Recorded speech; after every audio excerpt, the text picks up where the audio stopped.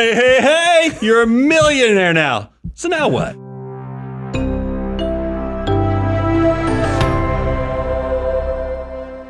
Brent, I am so excited to talk about this because this is a point in time worth celebrating. You finally crossed over into seven-figure land. It's something you've been working towards, but then the question becomes, now what? What comes next? What changes? What stays the same? How do I make sure that I'm continuing to move in the right direction? I don't care what anyone says. That first million is a still huge milestone, even with inflation and everything else, and it's definitely be celebrated.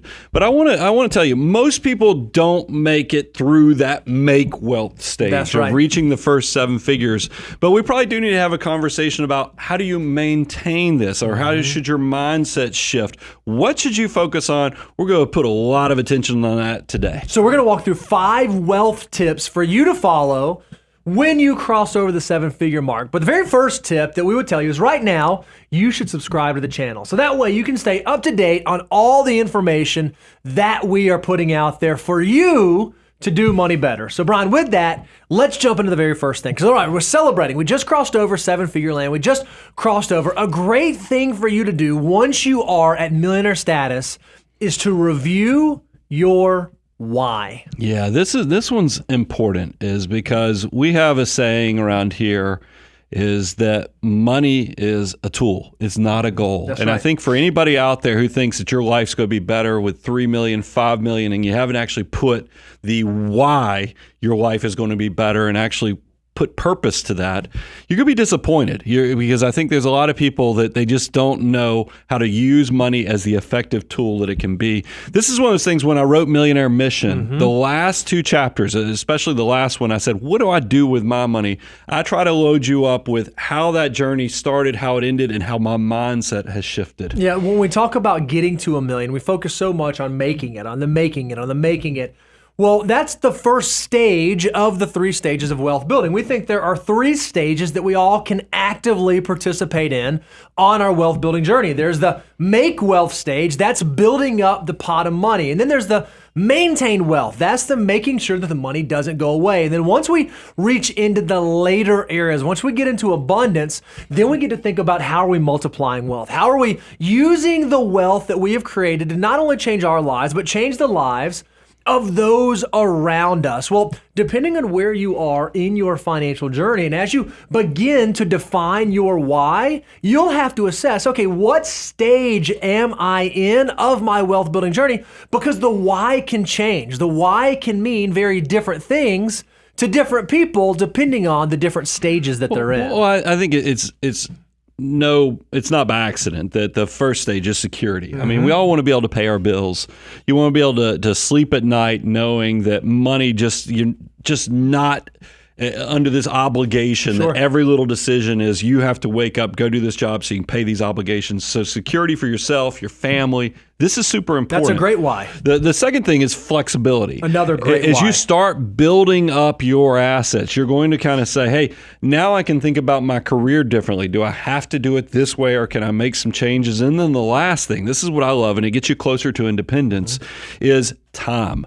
You know, so much of your life is you're going to be under this obligation because you don't control your time, because you are paying the bills by giving a little bit of your time to earn money.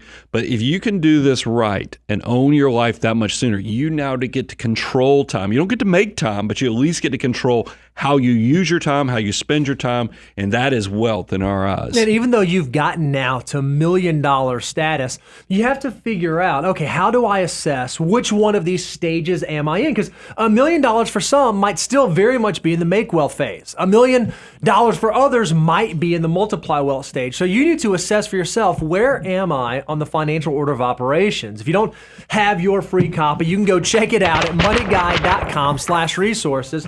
And it will walk you through, am I in those early make wealth stages? Am I in the middle maintain wealth stages? Or am I now at the multiply wealth stages? Am I in those latter stages where my why might be focusing on abundance goals, like investing in my kids' college education or saving for a wedding or thinking about having amazing trips and amazing travel or giving to my charities. All of these are appropriate wise, but they're appropriate depending on where you are inside of your own unique and specific financial journey. I love at the end of the financial order of operations, we do spend a lot of time talking about abundance and, specifically doing charity right. That's definitely a multiply goal.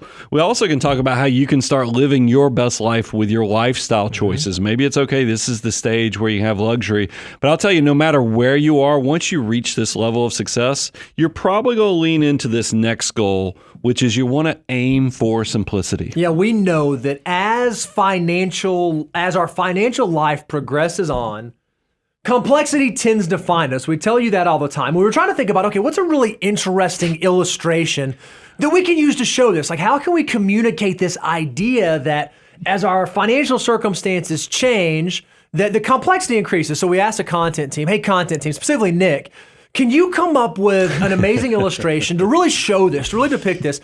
And this is what he came up with. And for those of you out in podcast land, let me describe this to you. It is a squiggly line going from bottom left to top right. But as simple as that seems, it's true. As our portfolio value gets larger and as our financial circumstances change, realistically, the complexity inherent naturally happens without us trying to make it happen. So one of the beautiful things that we can do as we hit these check marks and as we cross over these thresholds is figure out, are there ways that I can simplify my life, that I can make things a little bit easier to get my arms wrapped around? Well, I think this is, if you take into account what's out there on social media, so many people, they're sharing what success looks like. And I even, for myself, when I came out of college, I was preparing tax returns, working in public accounting.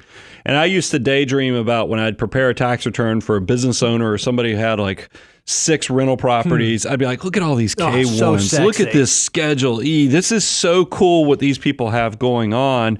And then I think about in social media, I see people who are pushing, do a flip, do rental property. If you're going to do one rental property, let's do 100 rental properties. And when I see these things as they're portrayed, I always think about now, here I am in this position to where I'm living this life that I think my younger self would have been impressed with. But all I find myself doing is going, how did life get so complex? I mean, my tax return, I would love to have my taxes done by April 15th, but it is an impossibility as I'm wrangling in all the K1s, the different business returns that have to be done, the property, it's just complex. And that's why I'm telling you, look, don't take our word for it. You don't have to seek this out. It's just going to naturally happen. And that's what Nick's chart kind of shows, is that you will think, hey, I want all these things. But one day you're going to wake up once you are successful, your life will be complex. And that's why we're going to tell you the goal is simplicity. Even if you're not going to be able to reach it fully, that should be the goal so you can know what you can control and how we can streamline this. And one of the beautiful outcomes of aiming for simplicity is that there are some positive results that come from it. One might just be alleviating the stressors of managing a larger portfolio.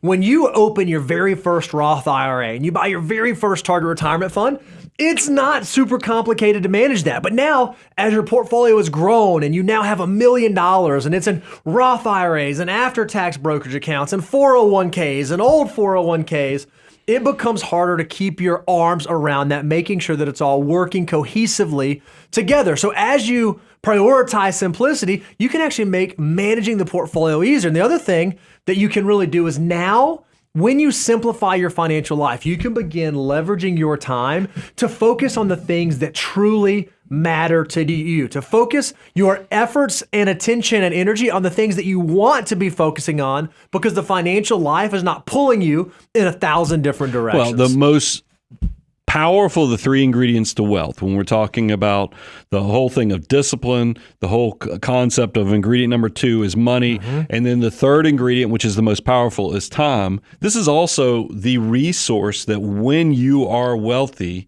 you want to maximize.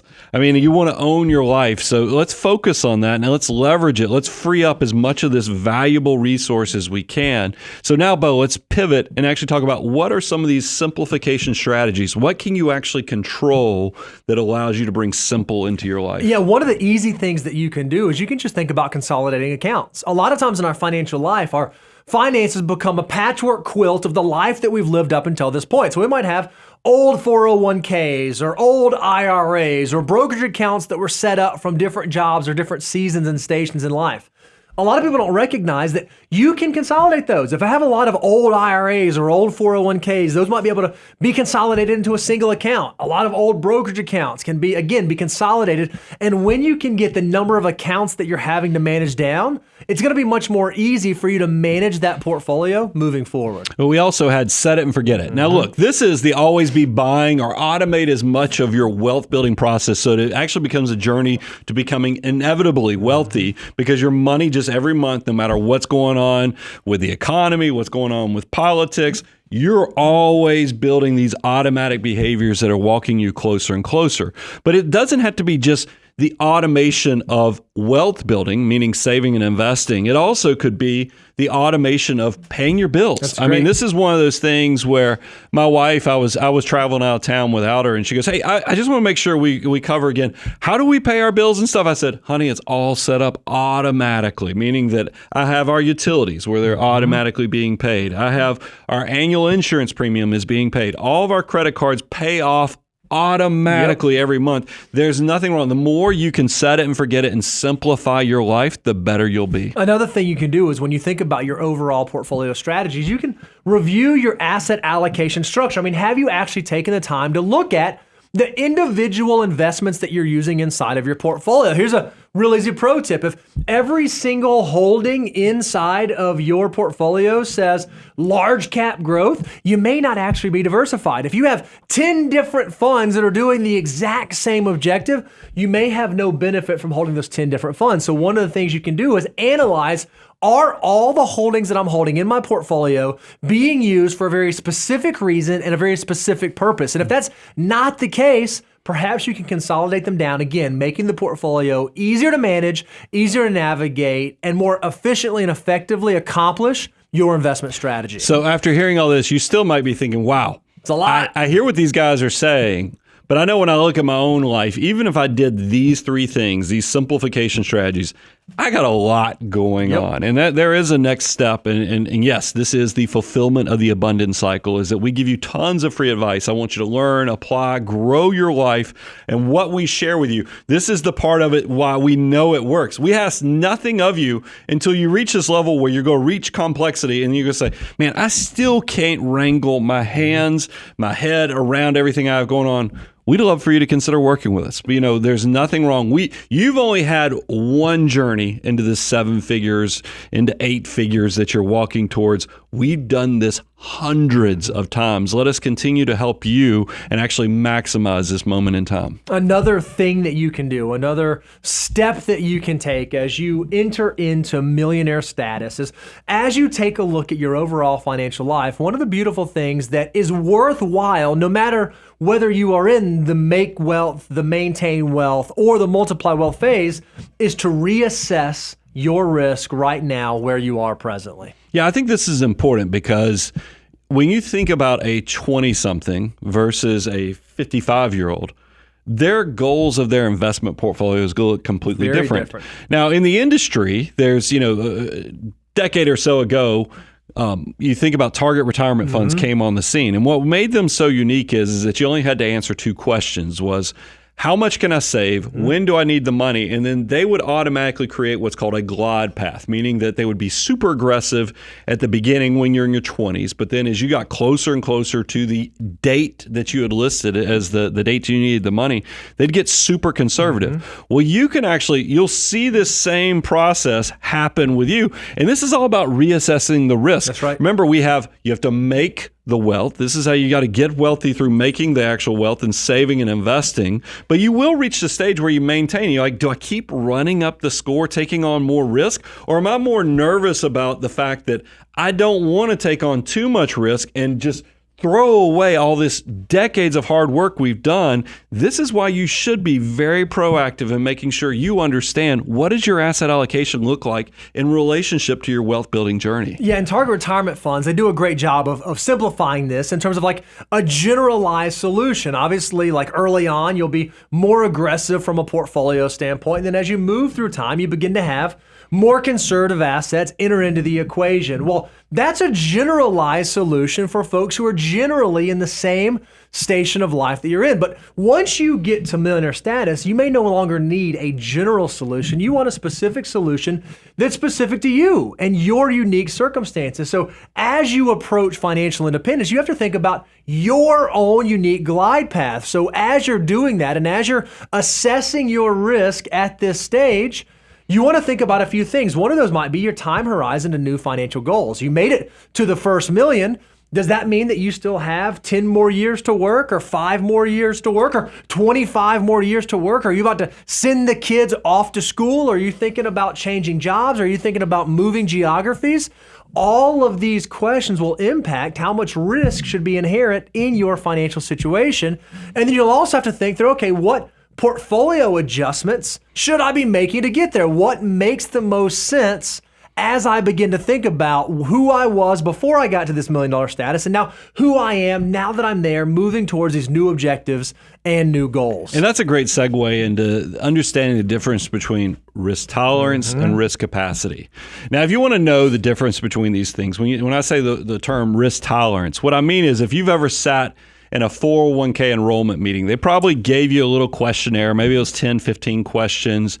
You filled it out on what are you going to do when the stock market goes down? What does your behavior look like? And then you're going to add up the numbers and it'll tell you in this moment in time what that asset allocation. That's really telling you how much on a scale are you cowboy versus you're just wild and you're not bothered because you're just out there, giddy up, let's do this, versus are you very conservative where you just don't want any type of volatility. Risk tolerance is the type of risk you'd like to experience. That's right. There's a risk that's not talked about as much, and this is something I have to pick on my cowboys about, is that whole risk capacity. Yep. Just because you can doesn't mean you should, because you're not part of the make anymore. We're part of the maintain. And if you're walking away from this money by taking on too much risk, you might be risking something more than what the fruit that it could generate is. And we actually have a great illustration for all of my visual learners. Yeah, if you're out there listening on podcast land, you may want to check this out because we said, hey, again, Nick, give us an illustration that really shows risk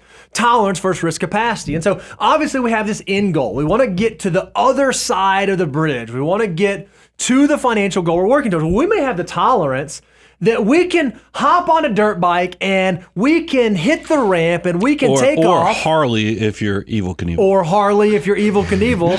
And that's how much risk we feel comfortable with. We are not afraid of that. We're not nervous about that.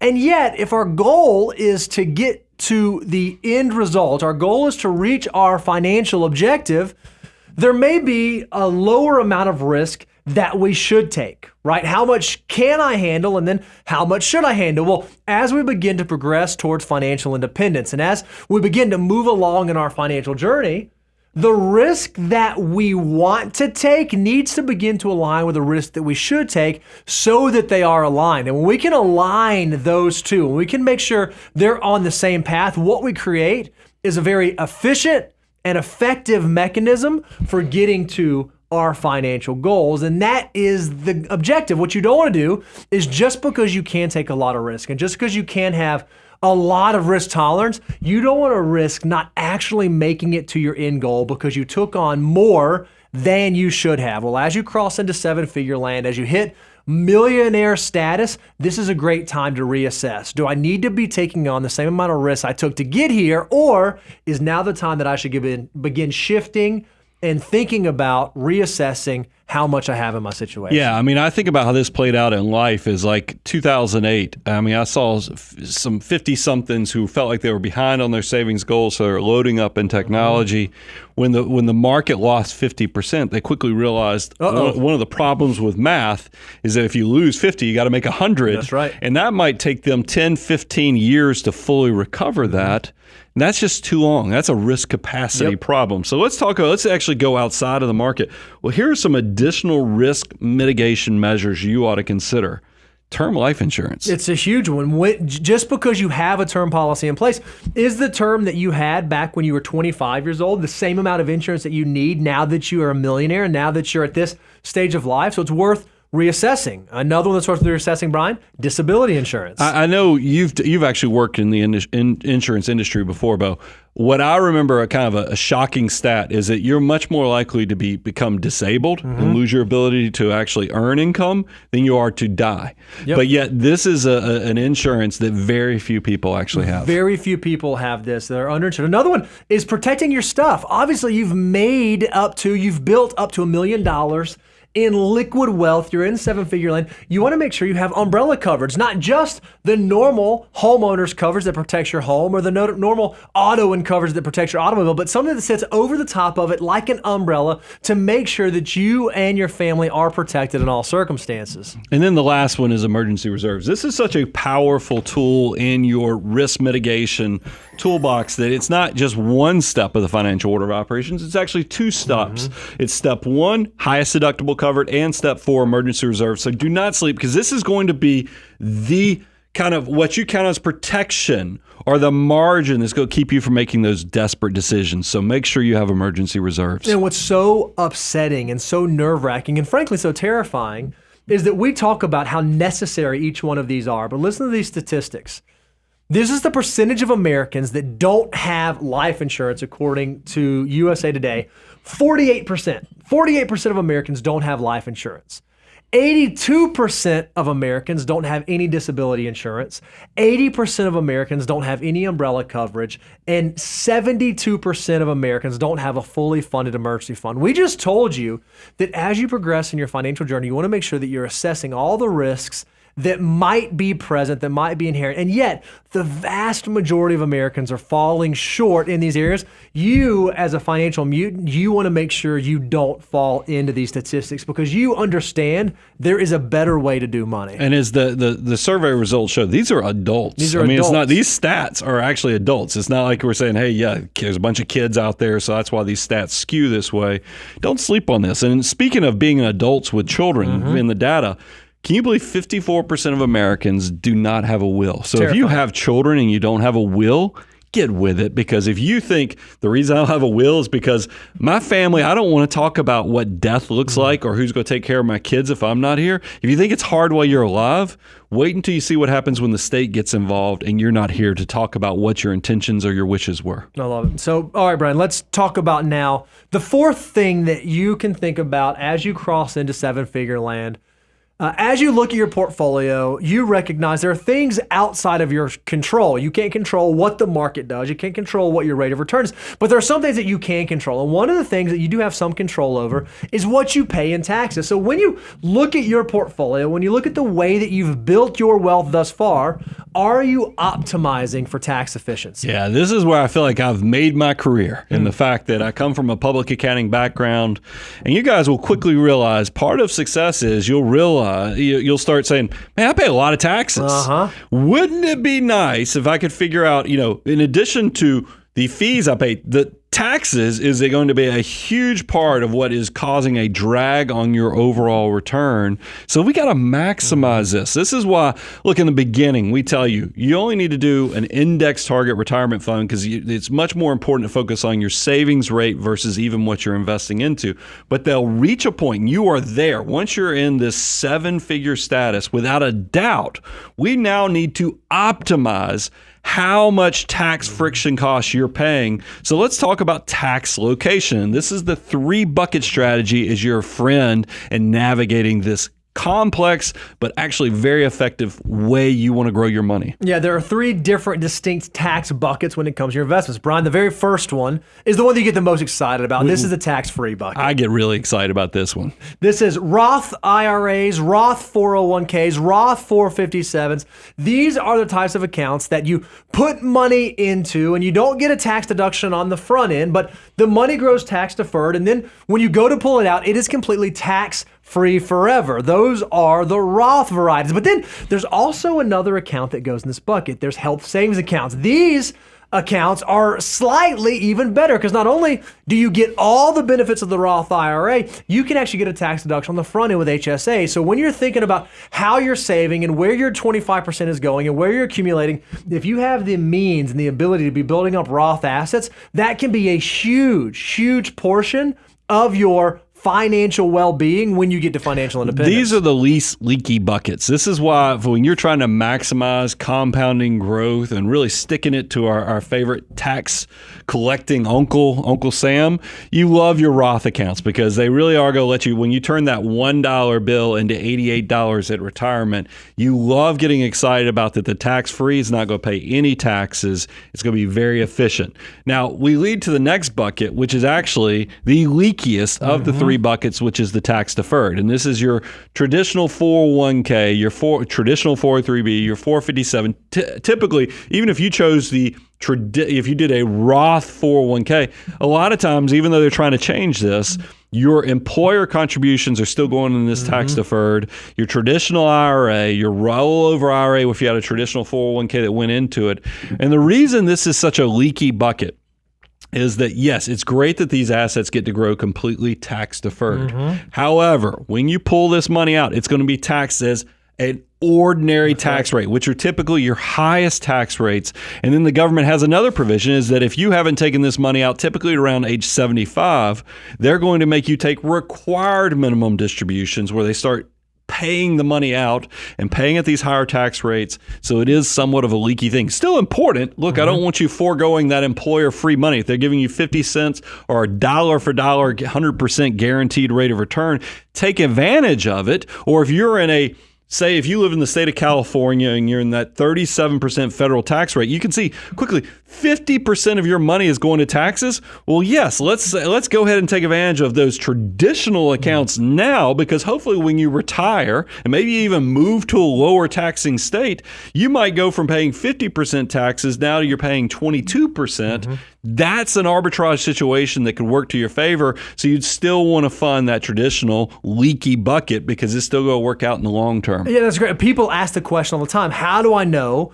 which one of the buckets to fund? Do I fund the pre-tax or do I fund the Roth? Because I have the choice of both. Well, one of the things you have to think through is, what is my present marginal tax rate? What's my combined marginal rate? And your combined marginal rate is your marginal federal rate plus your marginal state rate. Well, depending on what the sum of those two numbers is, will likely dictate where you should put your assets. If you're under 25%, so you add your federal marginal and you add your state marginal, and you're under 25%, you may want to consider doing Roth, because there's a really good chance that you're in a low tax bracket situation and your taxes will be higher in the future. Especially if you're young too, because you got more years for compounding growth. Absolutely. If you're someone who's between 25 and 30, there are other factors that come into play, like your age and what you estimate your current tax rate to be or your future tax rate to be, as well as the buckets that you've built thus far. And then if you're over 30%, this is like that person you described who lives in California, Brian.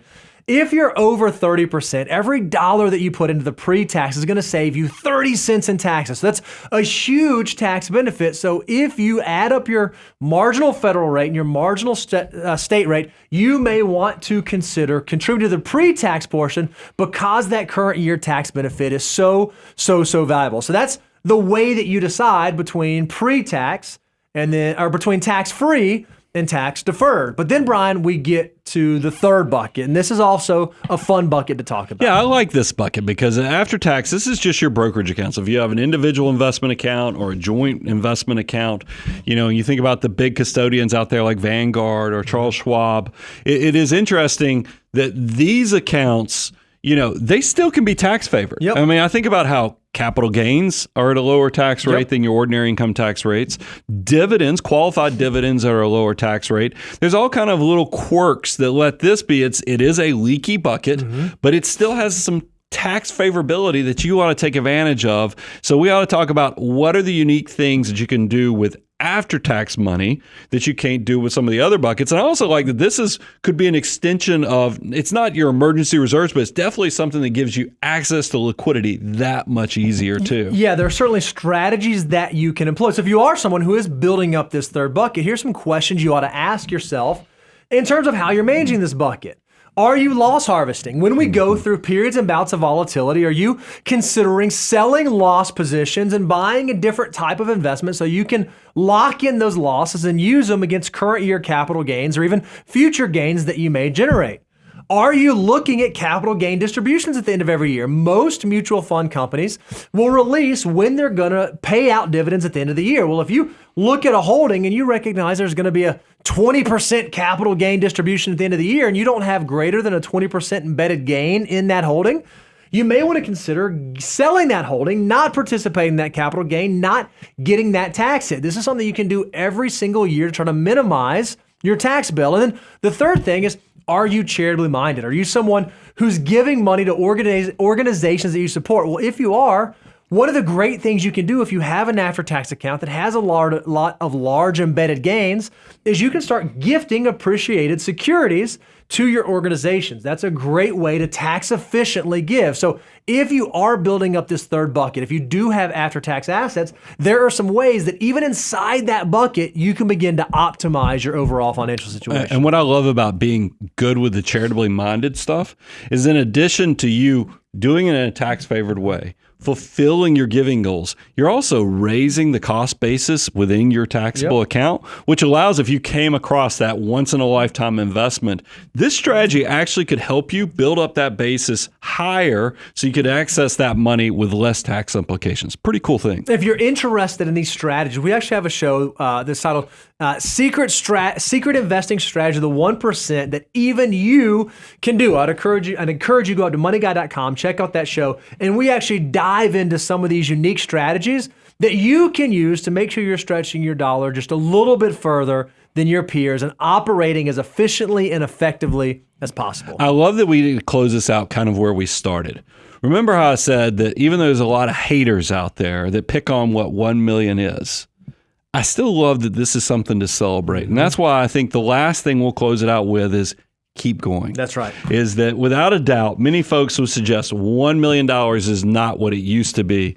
But I'll tell you what, just like I know that first $100,000 might take 7 to 9 years to get there, but you go reach 500,000, turn that into $1 million in less time than that 7 to 9 years it took to get to the first 100,000.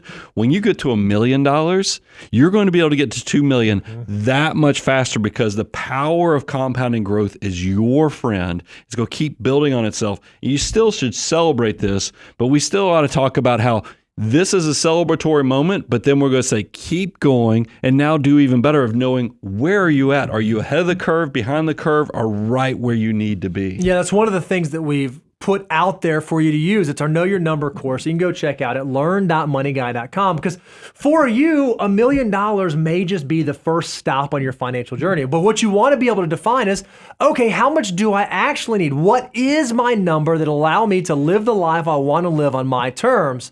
Well, if you work through the Know Your Number course, you will be able to define, okay, this is the number that I need to get to. I know that today I'm at 1 million. What steps are going to be required for me to get from where I am today ultimately to where I want to be? And I think one of the things that's so amazing, and a lot of people lose sight of this, is they think that the steps change. All of a sudden, just magically, because I got to $1 million, I have to throw out the baby with the bathwater and have to change my strategy, have to do something different. That's not the case. There is nothing wrong with, when you get to $1 million, when you get to 7-figure portfolio status, don't forget to dance with the one that brung you. Yeah. Don't forget the things that got you to the very place that you are today. We've done so much content that says, look, don't get distracted. I think a lot of people think that when you reach 7-figure status, the rules change. Now you have these sexy sizzle millionaire tools that are going to pop up, and that's why there's dumb doctor deals and all these private things that people trap people with. And I was talking to somebody very successful last week, and they're like, Brian, okay, I've read the book, I've seen your numbers, that you've been willing to share. Are you telling me that still a lot of your investments are just buying the S&P 500 or these other index funds? And I said, yes. I said, don't let somebody sell you on some secret plan that is different. We have lots of clients, $20+ million, and you'd be shocked that a lot of that 40-50% of that could very well just be in the same type of index funds. Now, look, the bigger you are, the cheaper it gets. Sure. All the other things, there's cash might be a little bit different. Your bond portfolio is going to look a little bit different. But don't think just because you have reached this level of success that the rules have completely changed. So what are the things that you can do? Focus on deferred gratification. Even now, how do I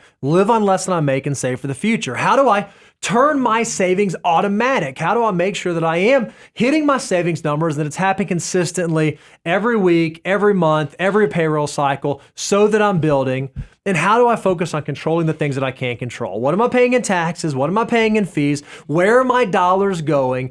How can I control those things and not worry about trying to control the things that are outside of my control, like election cycles, like market volatility, like fill in the blank of the thing that keeps you up at night. If you can continue to do those things, Brian already said this, the first million was the first stepping stone. Now the second, third, fourth, fifth million will likely come much easier. I think it's so interesting that you have this vision when you're younger of what you think success will look like, and then you'll get there and you'll realize, yes, I have resources now, but it just feels like I don't have as much time because I'm just so busy. I'm good at making money, but I'm feeling squeezed by all these responsibility, these obligations, and then you also get the blind spot concern always kicks in. It's like, man, okay, I've never done this before. I've never had this multiple millions of dollars that's under my command. These complex decisions, these tax things keep popping up. How do I navigate this since this is my first time? And that's why it always comes back to, and this is I share it with you guys often. Don't hire a financial advisor while your life feels simple. If your life feels simple, you probably don't need a financial advisor, especially with resources like the Money Guy Show, where we just straight up just give it to you. Go to moneyguy.com/resources. But if you do this right and you do it well, you will get a complicated life. And then I would encourage you, this is the fulfillment of the abundance cycle. Take the relationship to the next level. Let us clear out the chaos, restore order to your financial chaos, and actually do this better, because there is a better way to do money, and we're doing it one client at a time. We love that you have hit this milestone. You've crossed into 7-figure millionaire status.